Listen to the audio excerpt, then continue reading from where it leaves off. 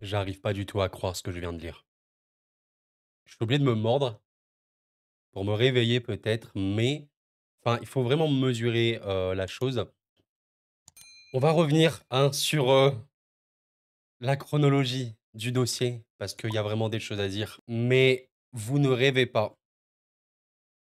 Victor Osimhen, on le rappelle quand même, hein, un des joueurs les plus valorisés du foot actuel, un des meilleurs avant-centres des dernières années, négocie avec Galatasaray, enfin, du coup, son club Naples.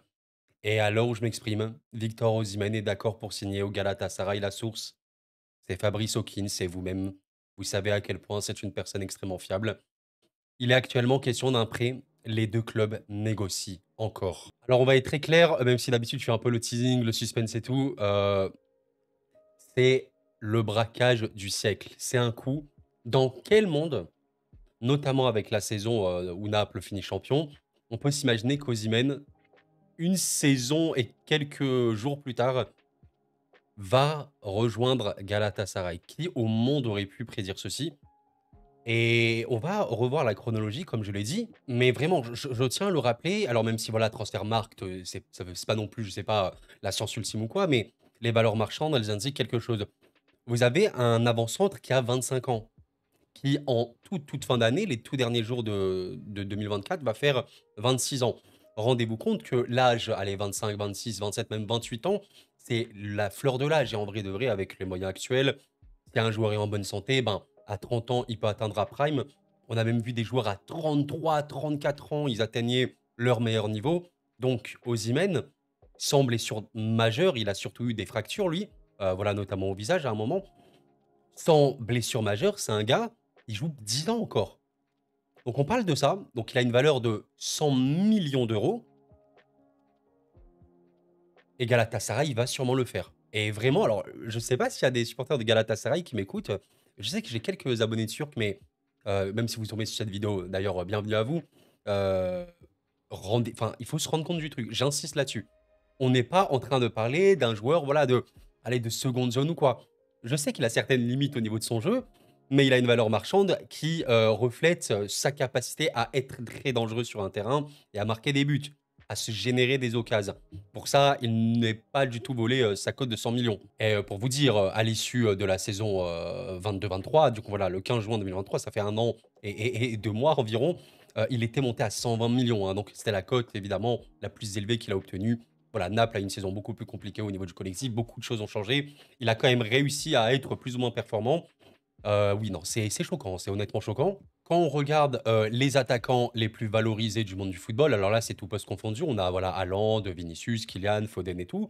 Mais quand tu descends, bah, à un moment, tu trouves Osimhen qui est dans le top 10. Si, tu considères uniquement les, avant-centres, c'est qui, voilà, quand on pense, à buteur, imaginez, vous avez un club, il est extrêmement riche, il peut acheter à peu près tout le monde. Bon, bah, c'est qui les références ultimes en poste de numéro 9? C'est qui les buteurs du monde du football actuel? Ben, on a Haaland, bon, Mbappé est un peu considéré, dans ce registre-là. On a Lautaro Martinez qui joue dans un système à 2 attaquants avec Marcus Thuram, il joue avec Lukaku à l'époque, entre autres.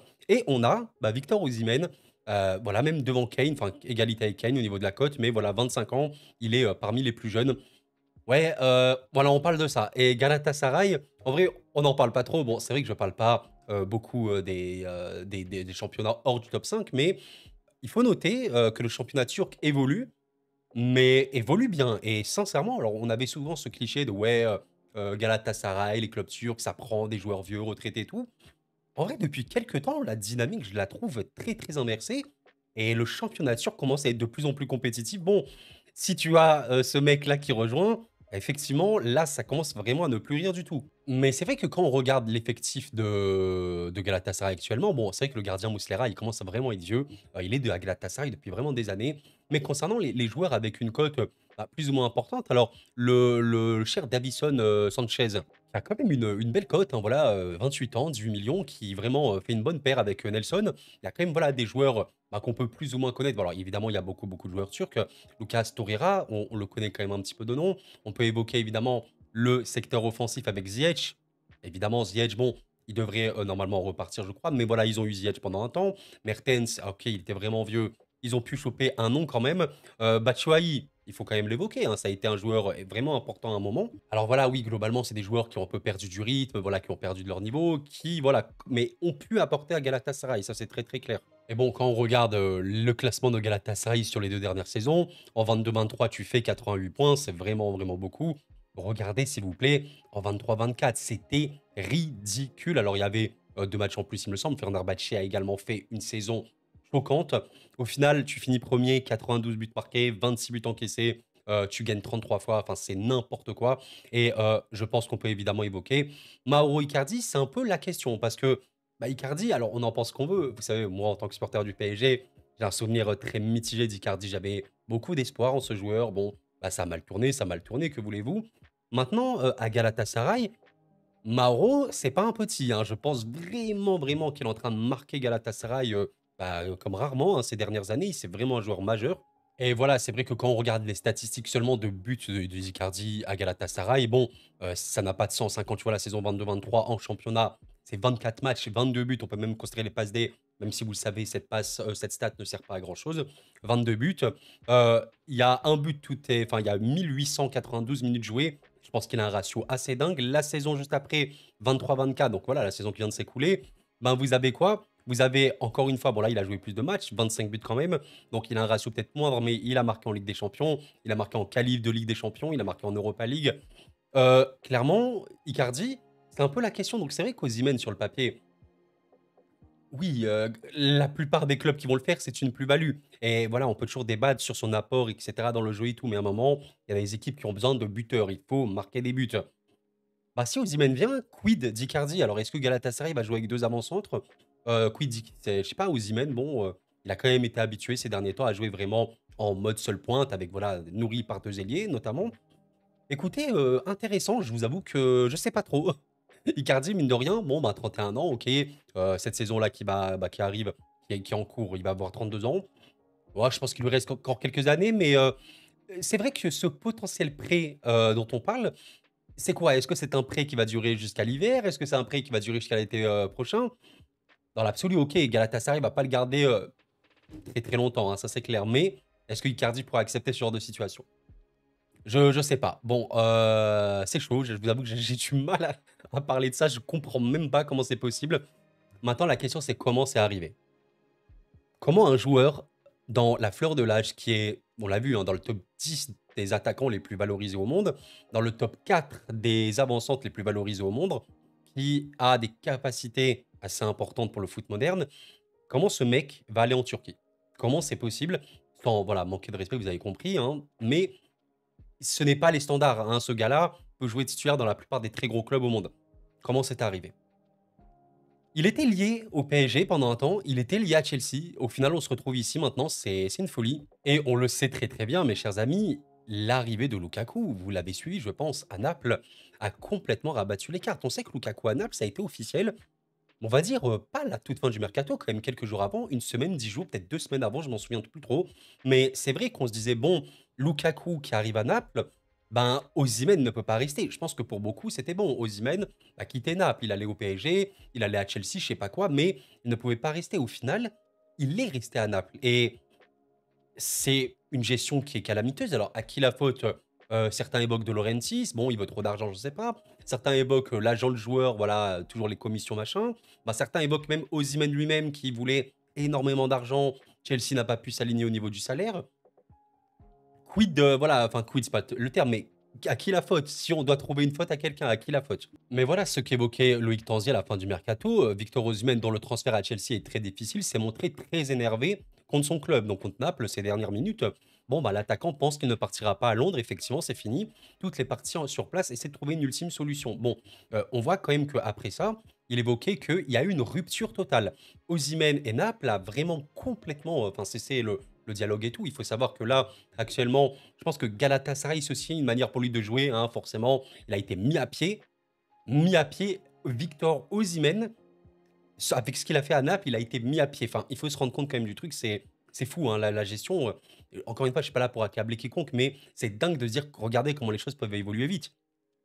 Fin juin 2023, Osimhen, Naples, la folie. Un an plus tard, mis à pied par Naples. C'est le foot, quoi. Et voilà, bon, bah, il devait s'entraîner Avec les U21 du club italien, le joueur a envoyé le message à ses dirigeants, il ne comptait plus jouer à Naples. Mon feeling c'est quoi? Peut-être, je ne saurais pas vous dire, hein. Là, c'est vraiment la spéculation. Peut-être qu'Osimhen, il avait vraiment fait le forcing pour partir et les gens à Naples le savaient, le président de Naples le savait, Osimhen veut partir. Bon, est-ce qu'ils ont vraiment mis tous les moyens en place pour lui offrir cette porte de sortie? Ben, je pense peut-être que non, c'est mon feeling, parce que s'il est autant énervé, bah, je sais pas, peut-être qu'il y a eu trop d'argent demandé, peut-être qu'il y a eu voilà, des accords à rallonge, enfin pas des accords, mais des dialogues à rallonge, voilà, des discussions qui ont trop traîné sur le temps. Et au final, voilà, on en est là. On en est là, c'est la situation de Osimhen actuellement. De toute façon, c'est vraiment ça aussi la folie du mercato et à quel point ça peut aller vite quand on voit ça. On était le 30 août, regardez, à 22h56, donc c'était vraiment la fin du mercato. Je rappelle que ça se terminait à 23h. Bon, il va rester à Naples et juste après, dans la foulée, il va bien rester à Naples, mais il sera mis de côté. Et la gestion du mercato, c'est pour ça que voilà, si je peux dire un message un peu dans la globalité à ceux qui m'écoutent. Le mercato, c'est vraiment, déjà, c'est un domaine assez particulier. Vous savez qu'il y a aussi un peu cette odeur nauséabonde avec tout cet argent qui est mis en jeu, tous les accords, toutes les personnes qui essaient d'en tirer leur propre profit, leur propre intérêt. C'est vrai que c'est sale, hein, voilà, il ne faut pas dire le contraire non plus.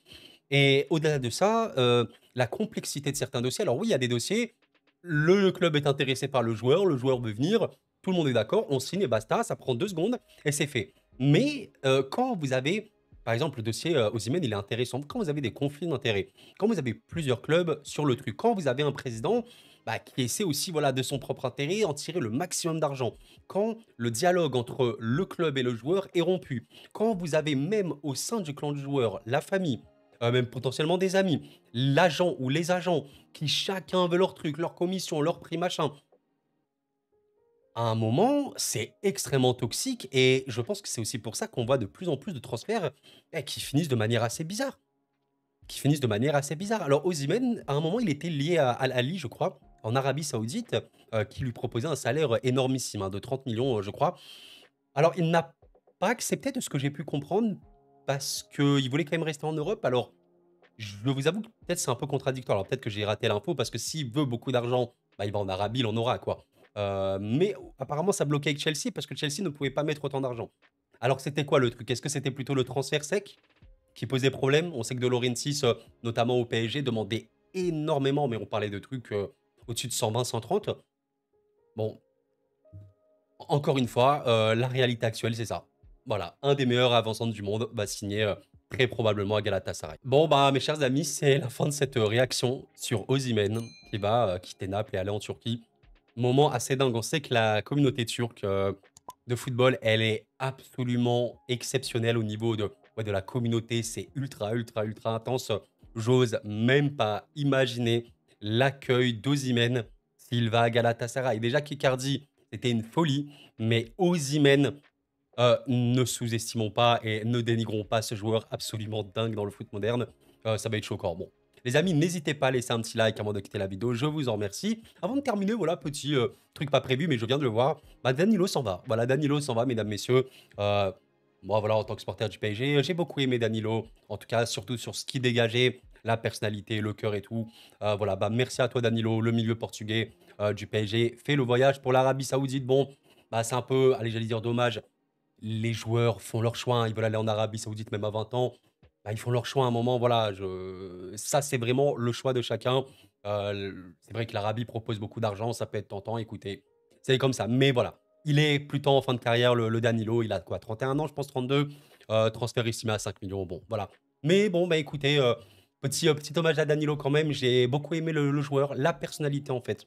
La personnalité, la gentillesse aussi, il a appris à parler français, super cool. Après, oui, voilà, sur le terrain, il a eu des bons moments. Vraiment, j'ai pas envie du tout de lésigner un petit peu le travail qu'il a pu donner. Il a vraiment apporté au PSG. Maintenant, c'est vrai que concernant ses capacités de footballeur, concernant en plus le rôle potentiellement que Luis Enrique veut donner à ses joueurs, oui, on tendait vers une certaine limite. C'est pas le mec le plus à l'aise balle au pied. Voilà, c'est pas non plus le mec qui va t'apporter le plus de danger par la passe, le plus de contrôle. Mais il était bien, voilà, il aura pas marqué l'histoire du club. Mais Danilo, merci à toi, mon gars. On en garde un très bon souvenir. T'as été super cool. Et voilà mon ami, la paix sur toi. Bref, les amis, merci d'avoir regardé la vidéo. C'était Koro, prenez soin de vous et la paix sur vous.